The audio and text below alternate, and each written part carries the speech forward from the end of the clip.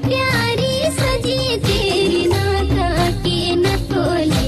रोतू की सरोज नाका की नथोली बड़ी अच्छी लगी तेरी जौनपुर बोली रोतू की सरोज जौनपुर बोली बड़ी प्यारी सजी तेरी नाक